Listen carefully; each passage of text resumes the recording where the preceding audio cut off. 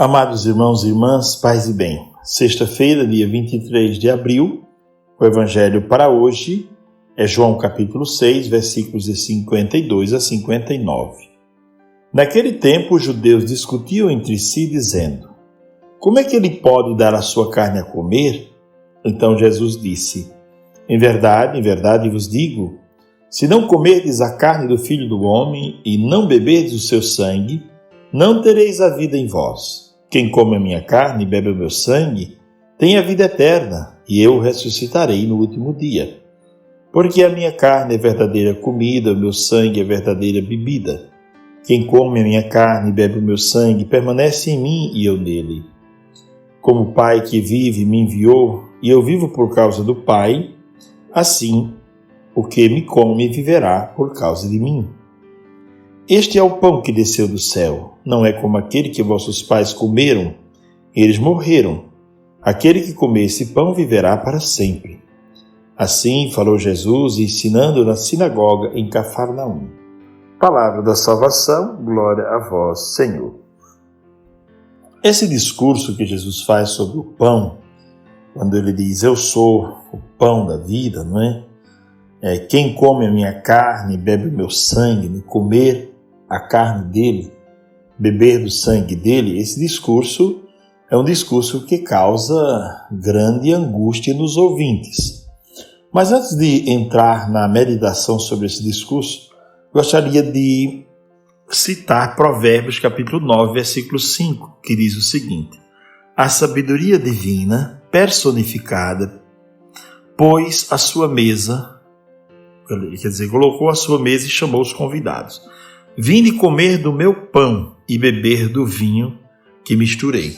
Quer dizer, a sabedoria deu-se a comer. A sabedoria personificada é o próprio Cristo.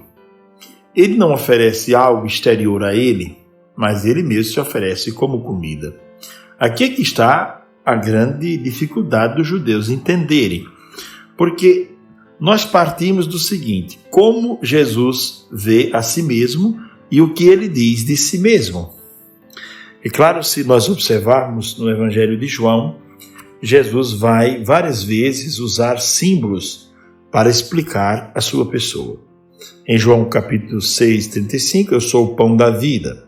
Em 8:12, eu sou a luz do mundo. Em 10, versículo 7, eu sou a porta. Em 10, capítulo 10, versículo 10, eu sou o bom pastor. Capítulo 11, versículo 25, eu sou a ressurreição e a vida. Em capítulo 14, versículo 6, eu sou o caminho, a verdade e a vida. E no capítulo 15, versículo 1, eu sou a videira verdadeira. Então Jesus está dando-se a conhecer, mas os judeus não conseguem compreender quando ele diz isso, não é? É preciso comer da minha carne, eu sou o pão. Ser pão significa ser comida. Em hebraico, o conceito de pão, lehem, é comida, quer dizer, é algo que alimenta. E o conceito de sangue, no hebraico, está ligado à vida. Quer dizer, comer o pão, comer a carne dele e beber o seu sangue, quer dizer, tomar a vida dele, significa tornar-se um com ele. Em outras palavras, de maneira mais profunda ainda, significa tornar-se consanguíneo de Cristo. Porque, de fato, a Eucaristia nos torna consanguíneos de Cristo e nos torna consanguíneos entre nós também. Nos torna como comunidade irmãos de sangue, entre aspas, é claro, no sentido figurado e místico. E nos torna irmãos de Cristo consanguíneos dele. Então, é muito belo esse conceito, não é?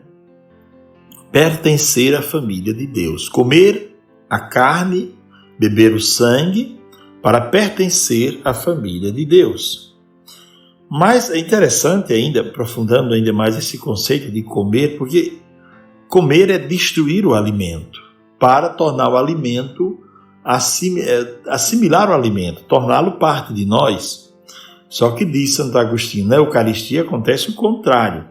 Nós comemos a carne de Cristo, mas não é Cristo que se torna parte de nós. Somos nós que nos tornamos parte do corpo místico de Cristo. É muito belo isso, né? Quer dizer, acontece diferente do que acontece com qualquer outro alimento.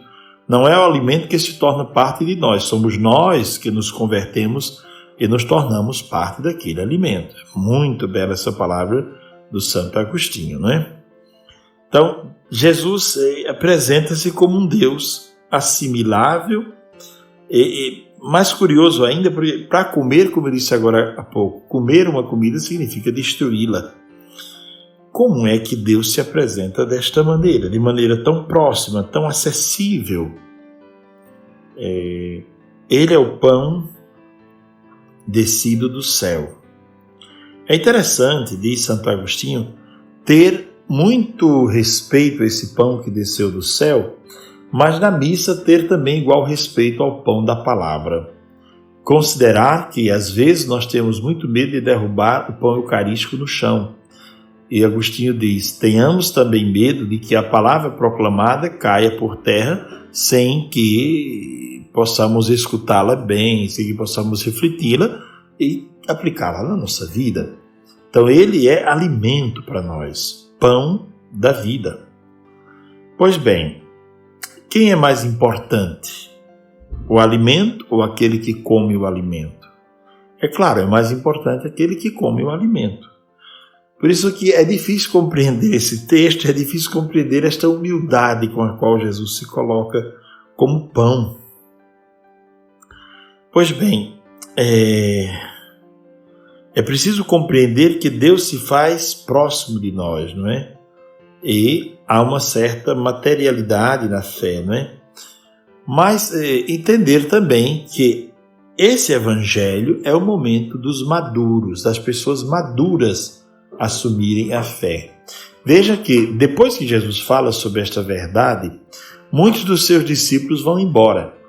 E Jesus pergunta aos apóstolos, aos 12, vocês também querem ir embora? Esta verdade é muito dura para nós, porque o Senhor vai tornar-se comida. Como é que isso pode acontecer? E se nós estamos ou estaremos intimamente ligados ao Senhor, nós também seremos comida para o mundo? Seremos alimento para o mundo?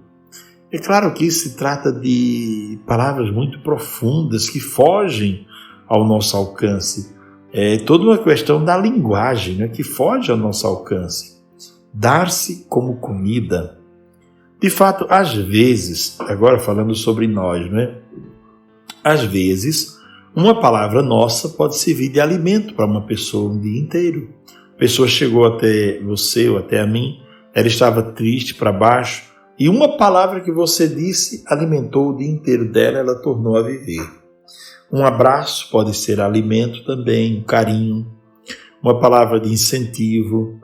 Quantas coisas podem servir de alimento? Porque nós não comemos somente pela boca, não é? Mas nós nos alimentamos pelo olhar, pelo ouvir. Nos alimentamos de muitas formas, não é? Por isso que quando vamos a uma refeição, o alimento que está à mesa é importante, mas há outros alimentos que aparecem ali no contexto de uma refeição.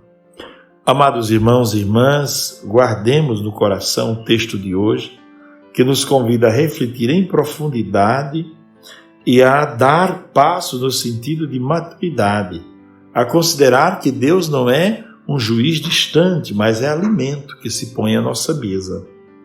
Amar, obedecer e servir a Cristo. Esta é a vida verdadeira e a felicidade verdadeira. Recebê-lo como alimento e comer da carne dele. Mastigar realmente, né? Manducar, é mastigar esse alimento e assimilar-nos a ele. Eis o caminho de perfeição, eis o caminho do verdadeiro discípulo. Cristo dá a sua carne a comer, e aquele que come da sua carne e bebe o seu sangue permanece tendo vida dentro de si. É importante também frisar o verbo permanecer, permanecer em Cristo. Esta comunhão que não é uma comunhão de um momento, passageira, fugaz, mas é uma comunhão que permanece, que liga intimamente quem come ao alimento. De fato, nós ouvimos muito dizer que o alimento é a vida, não é? Alimentar-se bem é ter vida. Então aqui aparece Cristo aparece, ou ele sugere, ou ele diz, né, que ele é alimento para a nossa vida. É pão, é carne, é vinho, é sangue. Alimento para a nossa vida, bebida para a nossa vida. Que o Senhor nos dê a graça de pensar hoje de maneira muito profunda sobre a Eucaristia e pedir a Deus que aumente a nossa fé no pão eucarístico. E eu termino com a citação de Santo Agostinho. Deus, sabendo tudo, não soube dar mais. Deus, podendo tudo, não pôde dar mais. Deu-nos o máximo de si, a Eucaristia, pão vivo descido do céu. Abençoe-vos Deus Todo-Poderoso, Pai, o Filho e o Espírito Santo. Amém. Tenham todos um ótimo dia.